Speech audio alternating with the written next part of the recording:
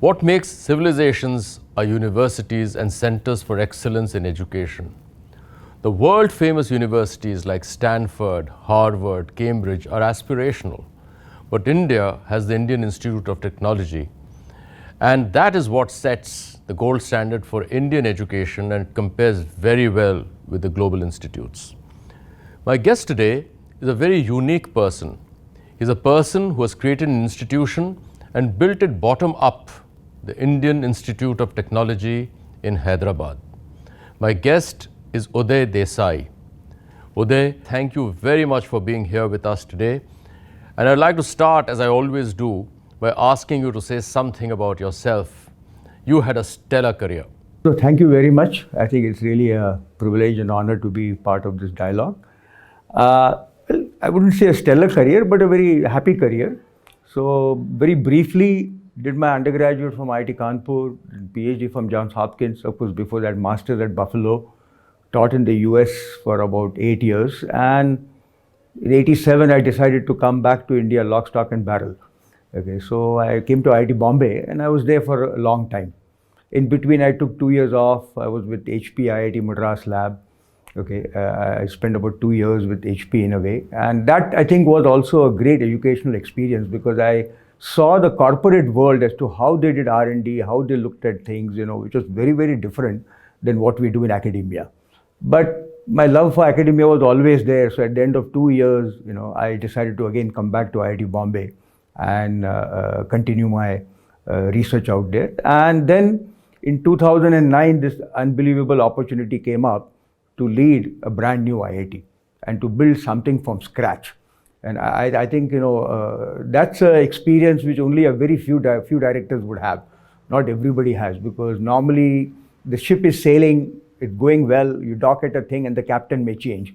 But here literally you have to do everything from scratch, literally build a ship in some sense. So you took charge of IIT Hyderabad as a director in 2009, as you mentioned. And there were very few students at the time, and you had come from an IIT with great pedigree, which is IIT Powai. And this must have been a very different experience. What were your thoughts and feelings then? It was like starting a new enterprise, right? Yeah. It was actually a very mixed feeling, in a sense that I was in Bombay, in IIT Bombay, IIT Powai as I said. And suddenly I land up, and this place was in a place called Yeddumailaram, which practically, if you do a survey in Hyderabad or Secunderabad, nobody would have heard of it. Okay, literally a back of beyond kind of a place. And they had about 110 students. And my lab itself in IIT Bombay had close to about 65 students. So suddenly for a week or so, I used to wonder, what am I doing out here? Have I made the right choice? Okay. But, then it dawned on me, no, this is the greatest thing that could have happened, because this is in some sense, a God-given gift to actually do something creative. All the ideas that we had, as a professor, you keep saying, this is what IIT should do. This is what we should do. You should be doing in this manner, that manner. I said, look, now I have the opportunity to actually implement all those ideas, whatever I have been thinking of it, And I must say the experience has been absolutely profound. I would say the 10 years of leading IIT Hyderabad, kind of outweighs all the research that I have done, all the teaching that I have done. And if I look back at my career, this 10 years will always dominate my professional life. Now, whenever an individual gets into a position for providing leadership that individuals think deep about, what tasks are on hand? And in your case, clearly you wanted to build an institution. So what were your priorities when you set out on this journey? In some sense, it's mixed, because I think there was nothing to look back on such an experience. Often what we do is you have a role model, but the role models that were there, they had all gone and they had died, because, they started IITs in the 50s, Kharagpur 51, I think, Bombay 58, Kanpur 59, I think Madras 59, etc. So in a sense, there was nothing like that. So for a while, it was more like, grappling with the things, and you go with your gut feeling, with your belief. Okay, so in some sense, my priority, contrary to a lot of pressure that was there, build the institute, get the buildings ready. I said, no, I'm going to get the faculty. I said, finally, and that was kind of based on a lot of things that I had seen, like, the HP garage model, or if you look at the story of Richard Feynman, how he went and chose Princeton over MIT for his PhD. He said, you should have, people out there doing things, moving things around. And so I literally focused a large amount of energy in recruiting faculty. It was not easy because many faculty would, young faculty would say, where is this IIT Hyderabad? First of all, they think IIT Hyderabad, they thought we were in Gachibowli area or some really bustling area of Hyderabad. But moment they found out this was Yeddumailaram, they used to wonder, where is this Yeddumailaram? You start looking at the map. And some people took a chance and did join us, and that was a good fortune. Some probably didn't join us, But that became my top priority, is to get the faculty in place. And I think once you have the faculty in place, then things will start moving. And the director doesn't have to do all that much. It's the faculty who will then do a lot of things for him. So my next question is, having been a graduate of IIT Kanpur, which is one of the oldest IITs, and having taught at IIT Powai, and with IIT Madras, IIT Kharagpur, these 4 IITs being the top of the line educational institutions, when you conceived of IIT Hyderabad as a director, in your mind, how did you set out the bars for excellence that IIT Hyderabad would deliver, because you are up against some very, very powerful names? Absolutely. In fact, even now, I think that it's an uphill battle, because these are established IITs, the so-called the 5 old IITs. I should refer to them as the grand old IITs, in some sense.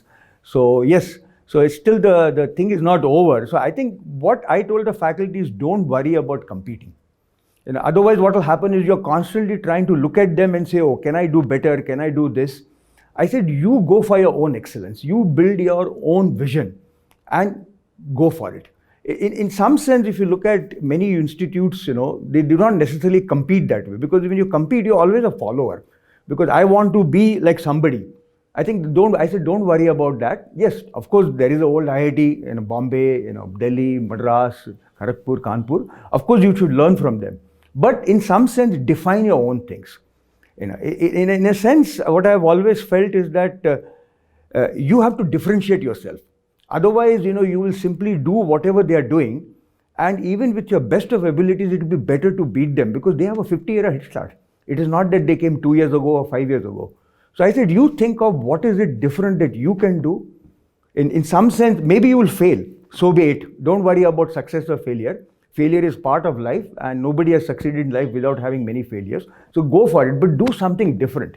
I think it was not easy, because we all come with a certain mindset, and not easy to inculcate that. So constantly I had to keep reminding them that doesn't matter. Think of something different. Think of something, a novel thing to do. So for example, one of the things we did, I would say, and I encouraged faculty, and they were very happy with that, is to build laboratories. I said, doesn't matter, we are in this, kind of place which is like, we were in basically a primary school kind of a building. I think you met me, I'm not sure where, the permanent campus or the old campus. If someone, who was like 6 feet tall came there, he would hit his head while climbing the steps. It was that kind of a building, so small, because it was meant for school children in a way. And that too, maybe school children up to class 8 and things like that. So we build labs in places which we never thought. And I'm really proud to say that today, when I stepped down, we had close to 200 laboratories. And I found somehow money. I said, doesn't matter. You build labs. We'll worry about everything else later on. You get research equipment, set it up, and get it going. Because I think, that's the HP garage model. It doesn't matter where you are. You just set up, you get your equipment, put it there, do your experiments. Don't worry about it. And I think that gave us a lot of mileage, because they were able to publish. They started getting invitations for various conferences, papers got accepted. Because unless you do that, things are not. And students also enjoyed that, because they had the latest equipment in laboratories to work with. Like we bought equipment which some of the older IITs didn't have it. We said, we will invest in it. This is going to be my primary investment, and construction of building will be a secondary investment. So you have seen it all, because you have built an institution which is a world-class institution, against cutting-edge schools of technologies in the United States, Europe and Japan. What is it that they do that make them what they are? I think the key difference is, in my opinion, courage. Courage to think as a leader. I think over the years, somehow, what we do is we think as a follower. If somebody has done something, can I do something better? See, if you think of yourself as a professor at Stanford or MIT, you don't have, who are you going to follow? So you believe you're the leader and you act like a leader. So I think in India, I'm broadly, and I try to do that to some extent among the faculty. It's not an easy task because it's a very strong, a very difficult thing, is to tell them that, look, be a leader. Okay. So if you look at MITs and Stanford, and I'm just using them as metaphors, it includes Berkeley's and others also, see, they define the problem. So they are always the first runner in solving a research problem. So they pose the problem, they give a first cut solution, then they move on. Because then they know that the rest of the world, the rest of US will also work on that problem and come up with better solution. So their task is constantly define a new problem, which is a game changer. And I try to inculcate that think of it that way. Think of it, leader, that look, you are not going to look at it. You define a problem which can be a game changer. Now, I would say I succeeded to some small extent, not a great extent, because this is a very, we have a long history. And, it's not easy to get away from it, because we always want to see, okay, like this ranking business, where do we stand relatively, that goes on. I think we have to think of it that way. Look, I'm the boss. It's like, I used to give examples from sports. Many of you may remember when Arthur Ashe, who won the Wimbledon. Okay, and nobody expected to him win. I mean, Jimmy Connors was like favored by huge odd. But Arthur Ashe changed the rules of the game. He said, I'm going to lob. The first tennis person who actually came up with an offensive lob. And Jimmy Connors has no idea what was going on because he was used to the ball coming at him at great speed and hitting back even faster and essentially kind of defeating the opponent. And here the ball was looping at him. He used to hit hard and eventually he ended up hitting either outside or into the net. And Arthur Ashe won it handedly. So I should say you change the rules of the game. No, it's not easy. It's easy for me to give these examples. I mean, I can give examples from cricket also. The World Cup that Sri Lanka won. If you recall, the first 10 overs were typically, the ones where we kind of set the pace. These guys then said these 10 overs are like the slog overs. I remember Sri Lanka, when they won the World Cup, they used to score like 80, 90 runs in the first 10 overs. And that became a norm after a while.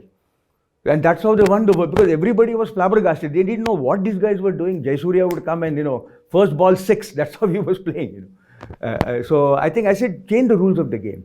Think differently, and you will be able to make a mark. People will notice you.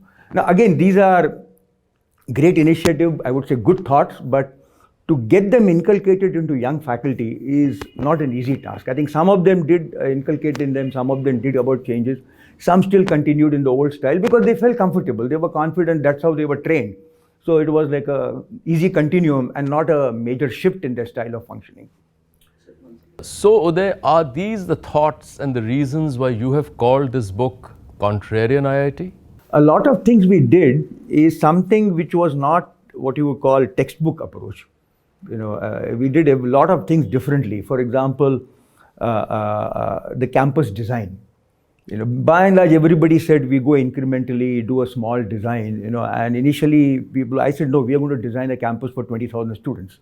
Now, this was in 2009, when currently, of course, the old IITs are close to 10,000. That time, they were about 6,000. I said, look, I've seen the IIT's progression. There will be pressures on increasing student population unless you plan for it. Your master plan must be for 20K. Otherwise, what will happen is it will be haphazard growth, and you will be always like firefighting. Okay, where to build the next hostel, what is to be done? I said, let's have a master plan for that. So that was one, I think, big thing. Finally, I think people did realize that yes, it is something worth doing. A few of my colleagues did support me that yes, one has to think, because if you think big, then at least you will have a reason. And I felt that, always that IITs were fairly small, and to make a global impact, size also matters. Caltech is an exception in some sense. It has made a global impact, but still it is close to 5,000 people. It is small by University of Michigan standard or University of California, Berkeley standard, but by US standard in that sense, it may be small. We used to be about 3,000 students at one time. We became 5 and 7. But I think once you reach the 10,000 mark or a 20,000 mark, you can really make an impact.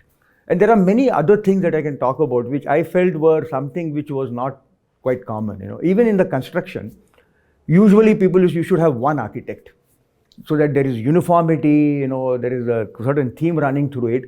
For various reasons, and I had architects on the panel when we were doing the selection. We landed up with 4 sets of architects and essentially global. So one, of course, because of a Japanese collaboration, we had Japanese architects. Unbelievable. The way Japan do things is like absolutely out of this world, I think. Then we had a German architect. She was from Berlin, Margaret Bothig. Then we had an architect from Pune. He is an American but settled in Pune. He's a graduate of MIT and Harvard, Christopher Benninger. And then we had an architectural firm, Mr. Guha. He heads that firm. Smith Mali was there. So they are based in Delhi. So it's a Delhi-based architectural firm. And I think in that sense, but it was very interesting. Each one, there was a bit of a competition because they could see what the others were doing and they wanted to do one better. So I think we got, the total thing also, which most people are going with maybe 15 lakhs, 20 lakhs square feet. I went with 50 lakh square feet of construction. So right now, if you go to the campus, you'll just see just huge amount of construction happening. And I said, look, go for it. Build things which are going to be really game changers rather than doing it in an incremental manner, the usual thing, baby steps. And that partly also I used to tell that whatever one may say, one thing China has taught the world is leapfrog. You don't have to take baby steps. Whatever, one has perceptions about China, but there are a lot of things one can learn in terms of, I'm not saying we adopt everything, but there are certain things we can learn from them, that you have to think big and really go for it. And I think that's what I try to get into the construction. So there are two terms which the world I come from use, and they have become precious because they're easy to use but very difficult to implement. But you seem to have done both. One is innovation and the second is discontinuity. Now these are terms which are used in management at all times, but here is a man who's actually gone and done it with his team. So in case of IIT Hyderabad, what were the discontinuities and what are the innovation pivots that this IIT is built around? Discontinuity, I would say in academics, I think we really created a big discontinuity, and I had a little uphill battle, particularly with some of the senior faculty. We started something called fractal academics.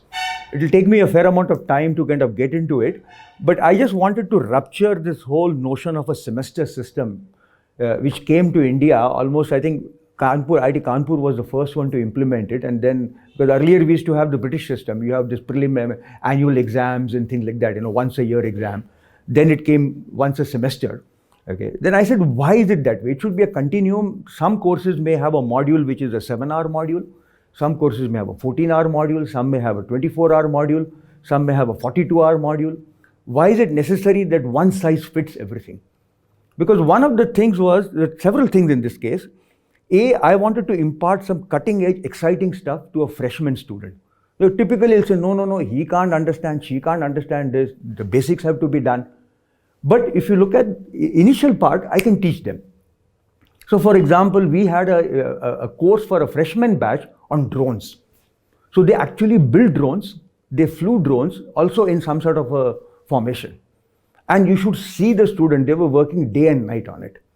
The faculty was teaching, he said, sir, you must come and just see them. At night also, they are there assembling, their drones are falling, they're breaking it. I said, it's okay, it doesn't matter. They were having a lot of fun. Okay. So I think that was a big discontinuity in terms of how to deliver. I'm not saying I was successful. What I told my faculty is that we need to change, because this model which has been there for so long is not working, because students are not coming for classes. Absenteeism was increasing. Where did we go wrong?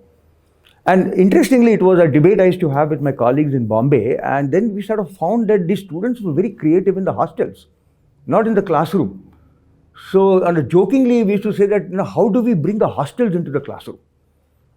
Okay. So the creativity will come up. And I said, you have to create things which are fun for them, so and make it, experience should be an enjoyable experience. So a couple of things we started, and which I don't know if it is continued or not. For example, creative arts.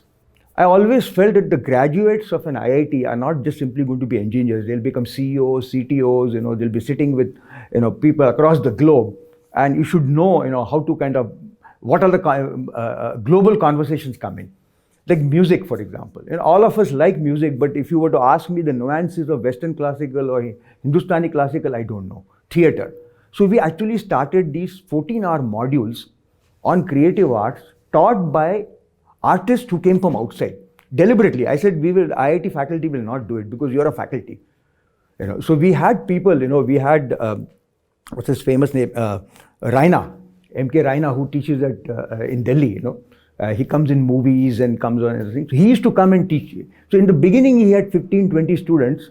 By the time my tenure got over, we used to have 120 students. So he says, Uday, I can't do one batch. I have to do it in multiple batches. I'll come here. He used to enjoy it. We had people, you should see the painting the students did. I had a lady coming from Patna. She used to teach Madhubani painting. Then I had another lady coming, she used to teach Kalamkari painting. I had another lady coming from Baroda, and she would teach pottery and ceramics. Then I had people like, he's quite popular with Telugu films. He gives music for Ramana Gogulla. So he gave a course called Masti with Music. Now, can you imagine a course title in IIT curriculum, which will appear on the transcript saying Masti with Music? And that's the course he gave. I had one a person from Hyderabad, Timothy. So Timothy gave a course on Western classical music. In fact, he had a concert, he invited me there, because pandemic has returned. So people learned Western classical music. And in fact, I used to kind of jokingly talk about it, saying that my dream would be to have a wine tasting module. But then I said, I can't do that in IIT. Uday, I want to ask you a question, since you have spent a lifetime being an educationist, and I know that you have a broad range of interest. But there is a theory that because of the exams which you need to clear to get into IIT, and then clear IIT over the 5 years that a student is there, it challenges your facilities, right? Because the students who come generation after generation get completely consumed by getting into IIT and then clearing IIT. There is a school of thought which says that perhaps the process they miss out on subjects like humanities, history, literature, poetry, and that is something which is missing. What are your thoughts on that? If I look at myself, when I went to IIT Kanpur, I did a plethora of humanities courses. Of course, English was mandatory, but then I did sociology, I did economics, I did, courses in linguistics, logic, philosophy of Indian life. We had a course on, remember, Gunnar Myrdal had written a big book, Asian Drama. So there was a course offered on Asian Drama. I didn't take that. There was a course on industrial psychology, perhaps the first in the country, offered by Usha Kumar, Dr. Usha Kumar. There was a queue of people whom she said, I will only take 20 people, that's it, because this is the first time I'm offering it, etc., etc. So I think there are certain misconceptions which are created. I may say people may not like it. See, IITs today, on one hand, people talk great things about us. On the other hand, we are a punching bags also. We are the favorite punching bag in the country. Something goes wrong, boom, IIT is this. If IIT sneezes, it will be classified as though there is a flu epidemic going around in IIT. So I think, but that is the price you pay for being good and being famous. People are not going to criticize, I should tell my faculty, nobody is going to criticize some small thing that is happening. When you have Virat Kohli, they will criticize that he went for a duck. Okay, if somebody else goes for a duck, you don't bat an eyelid, right? So when you are very good, if something doesn't go right, people are going to criticize you, and you have to take the criticism in your stride. Now, coming back to your original question, I think a lot more needs to be done. I agree that we need to create more of humanities. Now, the issue is on both sides. Over the years, there has not been a quite good dialogue between the two. I think Kanpur somehow in those days managed to have a fairly good dialogue between engineering faculty and the humanities faculty. So they were like friends, they would go to each other's place, have dinner, and there was a thing. Somehow over the years, it has become more like, oh, the engineers don't kind of appreciate us, and the engineers feel that, look, this is what is happening, etc., which I think is not true. And I think both sides need to change. And we need to create courses which bring the two together, and there are joint offerings. Like I started one course on AI and humanity. So we have a department of AI, artificial intelligence is coming in, a lot of AI is being talked about all the time. I said, let's create a course led by the liberal arts faculty, okay, on AI and humanity. Now, I'm not sure what's happened. I just did it in the last year. In fact, and then they said, so what will we teach? I said, okay, I will give the first lecture. So I said, this is the course, okay, where you're going to get bloodied, because nobody has taught this course before. You don't have material, but it's a course where students will ask questions, we will falter. It's okay, and we'll make a fool of ourselves. But that's how you learn. The first time you teach a particular new thing, you're obviously going to make a fool of yourself. And the students may even laugh at you, so be it. Now, that's the kind of thing, like for example, very few IITs are offering courses on human-computer interaction, okay, which is a big thing where social anthropologists come into picture, psychologists come into picture, other things. And I would say this should be led by the humanities department. Now you don't find too many people from humanities department. If you look at Bombay, this is being led by the Industrial Design Center, which is semi-technology kind of a department in a way. So I think your point is well taken, but we need to look at it in a more holistic manner and create cooperation. If you force it, I think it will, the day you pull out, it will again split. So I think the part is not more for the students. I think the faculty needs to kind of come together, respect each other, have joint courses where engineering and liberal arts people come to, and there I can list 10 such courses we can offer, and which can be exciting. Absolutely. I mean, you look at today, what is social media? I mean, Zuckerberg, besides being a technologist, he somehow understood the social psychology of people.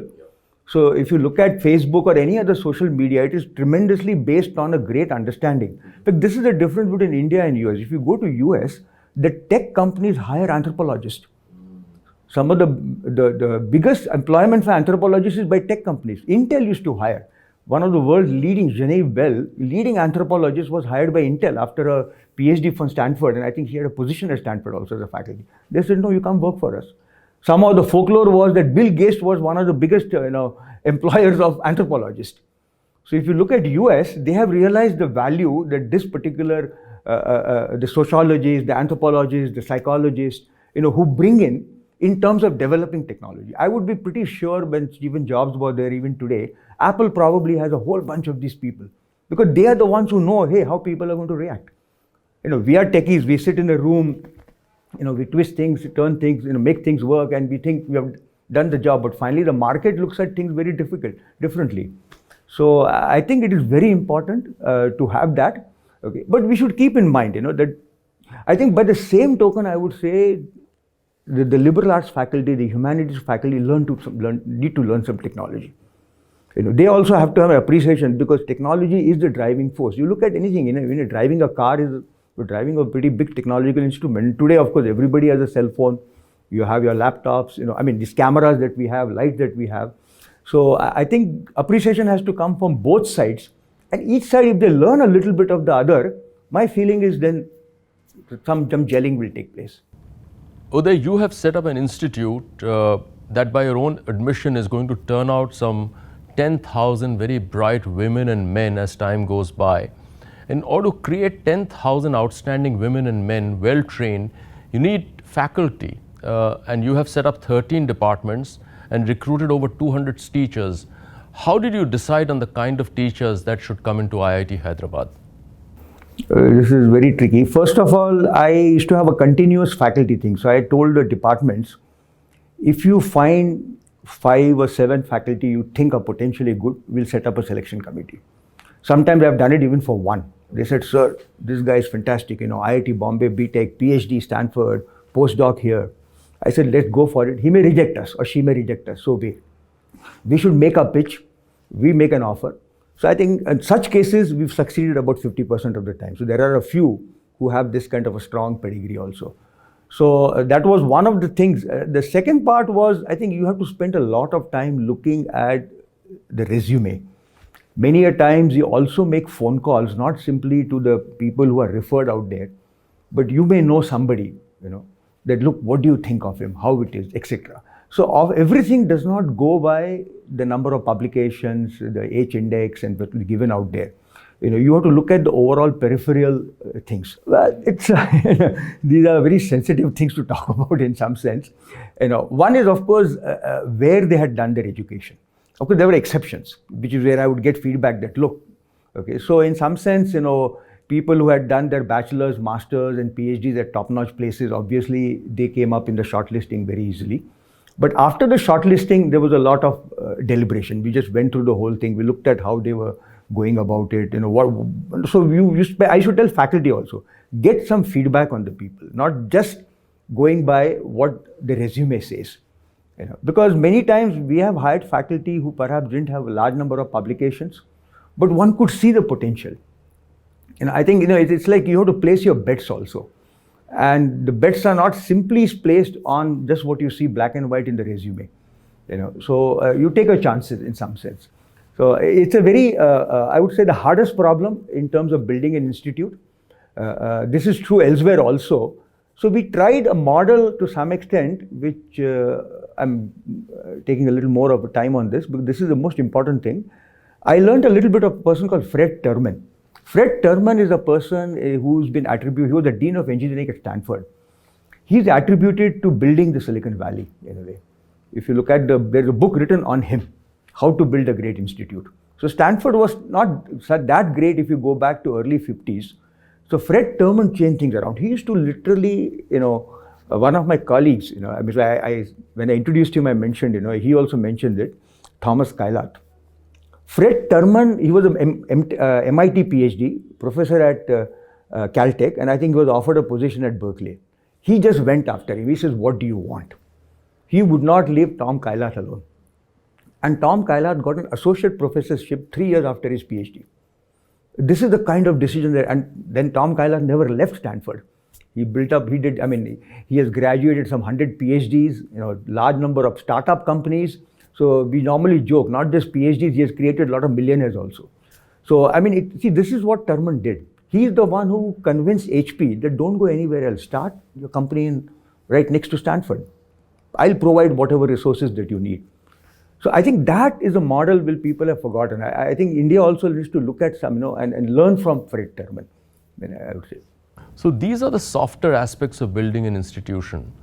You're amongst very few people, or a chosen few, who have built an infrastructure. You spoke about it a little earlier, but I saw it being built bottom up. You showed me around the campus while it was built many years back. So what was that like? That was an unbelievable experience. In fact, at the end of it, I used to say that, I'm becoming a part architecture, a part civil engineer. I learned so, because I'm an electrical engineer, more in communication, signal processing, but I had to learn a lot of these things. I used to read on my own some of these blogs or certain kind of things on architecture. So I had to spend time, because, it's good to be a little knowledgeable when you discuss with the architects. So it was an unbelievable experience on several counts. We used to deliberate a lot with the architecture, spend fair amount of time, back and forth. And luckily for me, most of the architects I interacted were quite patient. They would come back with the design. I said, no, I'm not really happy with it. Can we do something different? Can we do unique? What is it that you're doing? Why are we doing this? We don't want simple boxes coming up. The hostels, if you look at it, I would say we have unique hostels in the whole country. Margaret Bothig, she designed it, and she was young. So she was very open, surprisingly, German architect, but very open to discussing. We were there taking a string, all of us standing, holding one end of a string, measuring out the room, seeing how the movement will be there when the student is kind of sleeping on the bed or having a desk, etc. And she was there. Most established architects will not do that, they will just give you a design and say, okay, this is what it is, tell me what you want here. So we were all doing that. And finally, she came up with the whole concept, we have like pods, because I told her that I want a community feeling. I don't want these wings, 18 people in a wing and all, but create things which are community feeling. And she did that. So we have something called pods. There are like 4 pods on the floor. Each pod has 8 rooms. So it becomes a family of 8. And each pod has their separate toilets, etc. Rather than having, 20 people, one set of toilets. I said, this way the cleanliness is much better, because these 8 guys will make sure it's done properly. A lot of light and air. It's probably some of the outsiders who came and saw this is the only hostel where there's so much light and air. And Margaret spent a lot of time. So beside this concept, she studied, for example, the wind currents that are there on the campus, the way the sun moves around the year, designed fins and all, so that there will be certain kind of shading taking place in the corridors and the rooms and other places. This is German, that German technology and German architecture. So it was an unbelievable experience spending time. The second thing we did, again, I'm taking a little longer here, we went multi-story. Now, I think the older IITs are beginning to go multi-story. I think, so we really went from day one. We are saying all faculty buildings will be 30 meters high. That is as per the National Building Code. We couldn't go taller than that. That is academic buildings, the departmental building, the academic buildings, everything. The hostels were 6 floors, ground plus 6. The next phase of hostel, we went ground plus 10. The faculty housing is ground plus 17. So I said, look, let's go multi-story, because I think the pressures will be there on the land. Land is a resource, and let's not just use it up. Initially it looks like, oh, we have a lot of land. I said, 25, 30 years from now, you will be struggling. So I think let's plan it properly. There was a lot of opposition sometimes to going vertically, because that is not the in thing in many of the campuses. We go with a different kind of a model. But luckily the architects were quite supportive of it. And they really built some very unique things. My next question is on the choice of the collaboration that you went ahead with. While you studied in the West, but you chose Japan as a partner for IIT Hyderabad. So this is a very interesting story. Actually, I didn't choose Japan, I would say. Japan chose us. In a sense, Japan was trying to have collaboration with India. As you can see, over the last several, more than a decade, India-Japan have come very close. So one of the thing was that they wanted to have academic collaboration. And I must kind of compliment our diaspora, because the Indians who have gone to the US have done extremely well, both in terms of technology, in terms of academics, in terms of businesses, etc., in all fields. So they felt that there is a lot of synergy actually between Japan and India if you look at it. For example, every god that we have in India, most of them, Lakshmi, Saraswati, Ganesha, there is a counterpart in Japan. Yeah. So we had a course taught by a Japanese lady called Indian Gods in Japan. Yeah. So it's like they end with a tan, T-A-N at the end of it. So I think there is a lot of cultural, when we go there at the surface, it looks very different. But you start digging deep in, their thinking is somewhat similar to ours, in some sense. There's a lot of strong cultural things. So they came to us. So they went around and they chose IIT Hyderabad. They felt, okay, Hyderabad is a good city, and they picked a new IIT because they felt that they can make an impact. When you go with the older one, which is 50 years old, it's a machine which is there and you can't really make much of a difference out there. And I think it was perhaps, in some sense, after IIT Kanpur, which had this US collaboration, the best collaboration that any IIT ever had was IIT Hyderabad. And I would say it was better than Kanpur also. They put in a large chunk of money. All the construction that I talked about, bulk of it, almost 75% of the construction is funded by Japan, 70%, massive amount of money. They had friendship program for the first 10 years. I think we were supposed to renew it. I'm not sure what happened now. With the pandemic, things have slowed down. So if any student of IIT Hyderabad got admission into a Japanese university, let's say top 20, whatever, Japan will take care of full scholarship. That is their room, board, tuition fees, everything. And many have gone there. They are working in Japan. People are very happy. Some of the students have been there for a large number of years. And in the sense that because of my dialogue, I may take, a lot of discussion. They have finally, Japan started something like permanent residency. They used to ask me what, I said, look, you need an opportunity for the graduate to do something in Japan. So I was telling the ambassador, please popularize it. Japanese are very quiet people. They will not popularize things. So that was the academic part. During those 10 years, we used to have exchange of faculty from Japan coming to Hyderabad, IIT faculty, Hyderabad faculty going to Japan, fully funded by them. Both ways, everything was taken care. That is, when we went there, they took care of our housing, they took care of our stay in the hotels, food, everything. I think it's a very unbelievable thing. And with Japan, what I found is like their commitment. Once they commit, it is a lifelong commitment. I think they don't, even when the tsunami occurred, if you recall, I was wondering what will happen because big upheaval in the country. So when I asked them, don't worry, a commitment stands. I mean, it's just a very, so I'm very happy that IIT Hyderabad has this Japanese collaboration. So Uday, one of the things you brought in addition to the very significant departments in technology, were humanities and an interdisciplinary education model. Can you say something about that? Sure. Couple of things. Interdisciplinary primarily was on technology. So for example, when I talked about the fractal curriculum earlier, so when a student takes, take signal processing as an example. Today signal processing is used by civil engineers, mechanical, physicists, everybody, basic signal processing.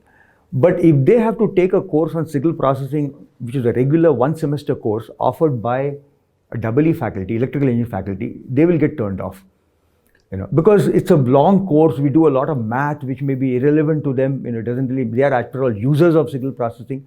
So I said, let's have initially a module which is 14 hours, which everybody can appreciate. So in a class on signal processing, you had electrical engineers, mechanical engineers, chemical engineers, everybody sitting together and learning signal processing. And say the electrical engineers or the computer scientists can take an advanced course at a later stage. The civil, the chemical, and other mechanical need not kind of take that. And it was open to everybody. Whoever wants it can come and take it. So that was one particular approach to interdisciplinarity. That is, by fractal thing, we broke it up into initial modules.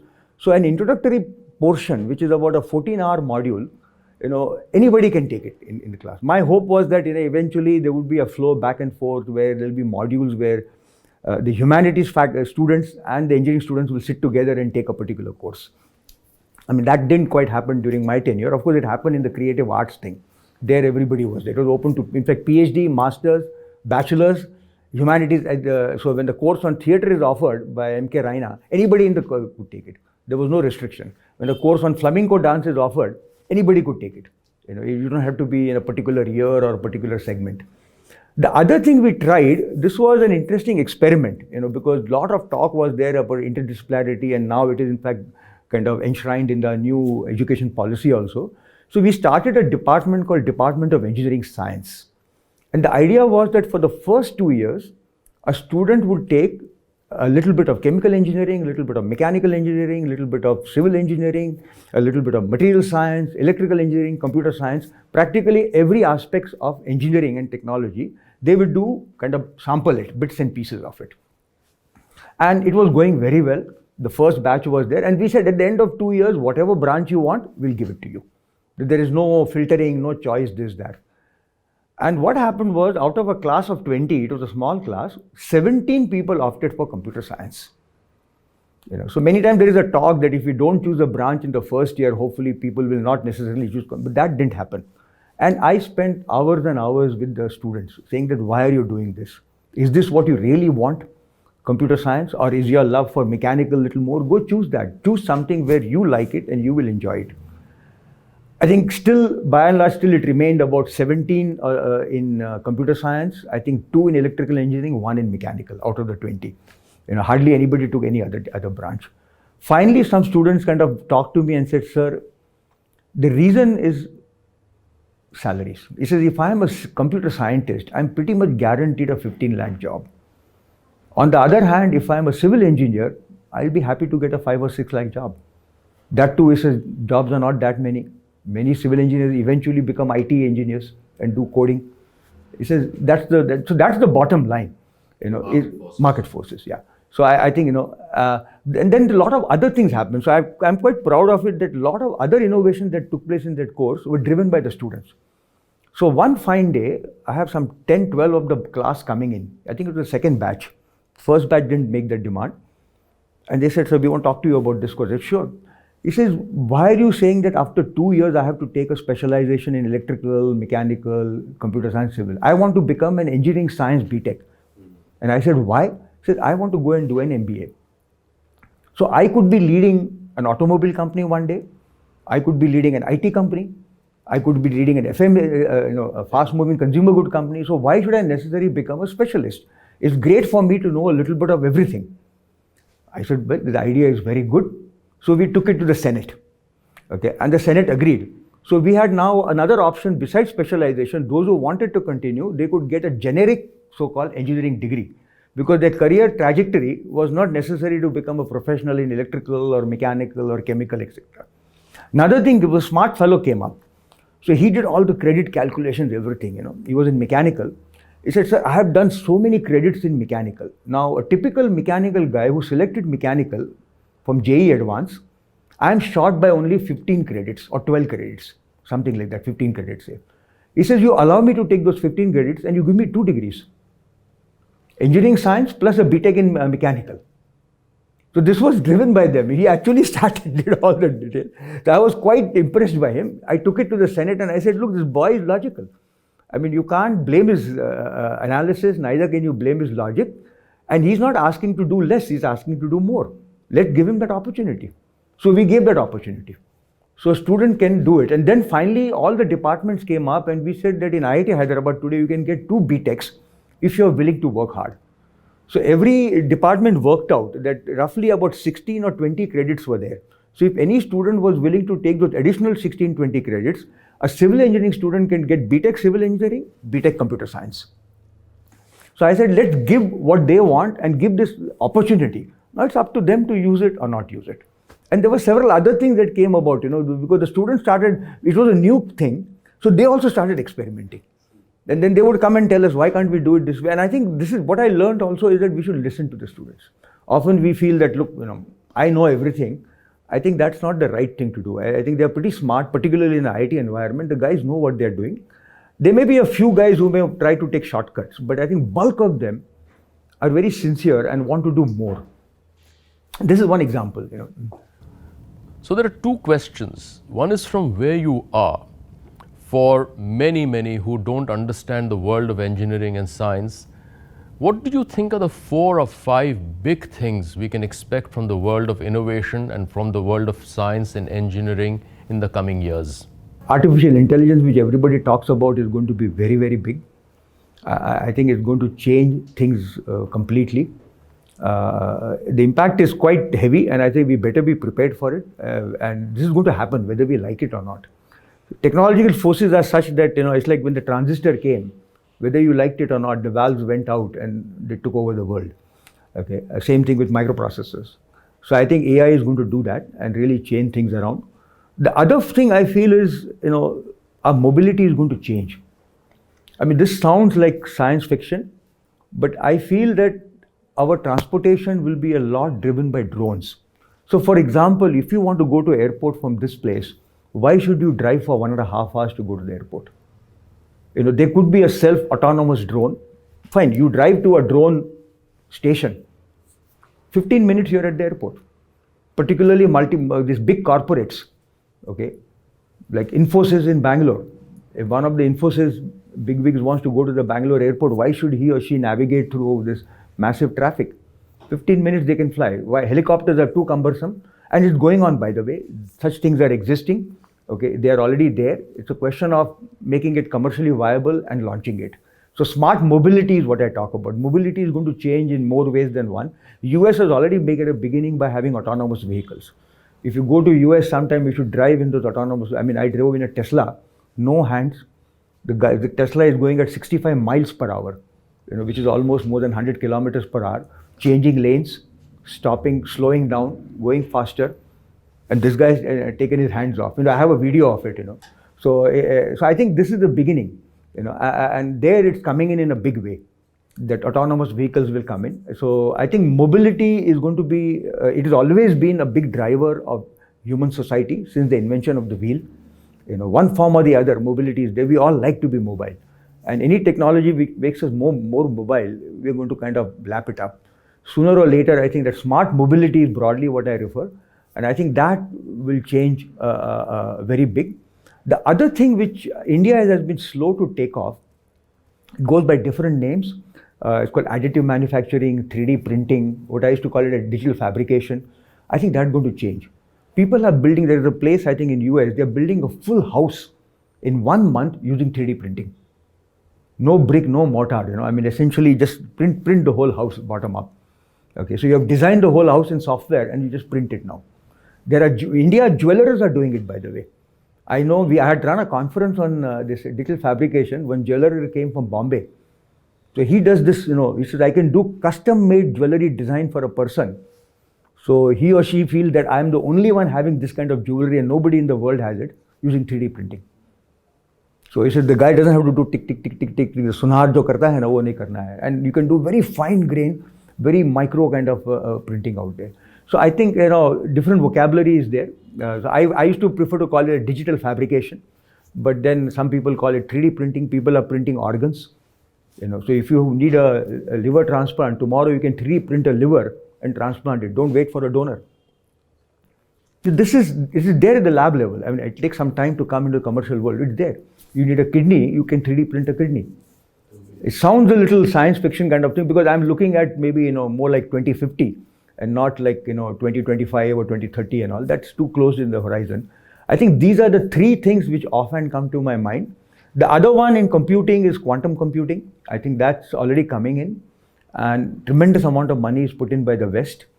I think even India is going to put in, I think I heard that there's a mission with maybe 8,000 crores or something which will be put in. I think these are 4 technologies that come to mind, which perhaps our children are going to have a mind-boggling life because of it. 2 more questions before we end. The first is, it is obvious that for all the reasons that you have mentioned, IIT Hyderabad rightly has been ranked on top of the charts for a long time. So I would imagine that the reasons you've enumerated are the reasons why it self-selected itself into that position. How does the institute of this scale and importance integrate with the geography it is in, which is Hyderabad? That's a very difficult thing. Quite often, we remain in silos. So it's not that simple. So we started 2 things to integrate partly. One was this creative art course, so people came from outside. The other thing I started was entrepreneurship. And we were the first to have a minor in entrepreneurship. And it had certain modules. And by design at that time, I said the modules will not be taught by IIT faculty, nor another IIT faculty or IM faculty. It will be taught by people who have burned their fingers. So we had actually entrepreneurs coming and teaching these modules. So I may be the only IIT where both the chairman taught classes. Ajay Chaudhary, who was the first chairman, Board of Governors, founder of HCL, Ajay taught a course. Till I stepped down. At least I think now he's not teaching it. I think Then Mohan Reddy, who is the founder of Scient in Hyderabad, he taught a class out there. So I actually got hold of this whole bunch of people who are entrepreneurs. They were venture capitalists. They were serial, like Pradeep Mittal in Hyderabad. He used to teach a class. He's a serial entrepreneur. So he used to come and teach a class. And none of them did for money because they were all pretty well off. They just did it for the joy of it, saying that it will aid entrepreneurship. And we would like to interact with youngsters to know at least what they want, what we can impart. And the second thing I did was I gave them full freedom. I said, topic also you choose, the title of the course, you can change it next year. How you deliver it, choose it. I'll give Ajay Chaudhary, I asked Ajay, how do you conduct an exam in this course, final exam? So he said what he did for the final exam, quite unique. He asked them to watch 2 movies. One was Jerry Maguire, an English movie, and another one was Rocket Singh Salesman of the Year, the Hindi movie, Ranbir Kapoor. And he said, now analyze these 2 movies based on the principles of entrepreneurship that I've taught you in my class. Now, this is something very unheard of in an IIT curriculum. That, you ask them to watch 2 commercial films. These are not arty films or something like that, regular commercial mainstream cinema. And he says, now you write, what you learned from it. And he said, that's how I judge them as to what grade to give and how to do. And everybody was given that freedom. So nobody was told that you need to conduct a mid-sem or a quizzes, whether you do 3 quizzes, 4 quizzes, exam, nothing. I said, you are the boss. I trust you. You do what you want. And I think that helped integrate with the thing. Then we used to interact with CII, because they used to have me as a member of the CII council in Telangana, earlier Andhra Pradesh. And then we interacted quite a bit. We started a program on Center for Healthcare Entrepreneurship. This is another unique thing. This was funded by 2 IIT Bombay alum living in Bay Area. And they promised up to about $2 million. And this is based primarily on Stanford Biodesign program. So we have 1 year, we recruit fellows and we don't give them degrees, we give them fellowship certificate deliberately because we didn't want them to take up a job. We wanted them to become entrepreneurs. But during those 1 year, they spent 3 to 6 months in the hospitals in Hyderabad. So he said, you don't think of a problem by sitting in IIT, you think of a problem by being in a hospital. Then you start a company based on a problem you have identified in the hospital. So we collaborated with several hospitals in the city because of that. So we have good relationship with AIG, NIMS, and various other Gandhi Hospital, various other Apollo Hospital, various other hospitals, because we created this particular ecosystem. So idea was that, create a churn whereby people from the city would come, visit us, maybe teach, give lectures, not just lectures, but do it. See, when you teach a 14-hour module or a 7-hour module, you are now interacting. Otherwise, you're like a visitor. You come, give a 1-hour lecture and go away.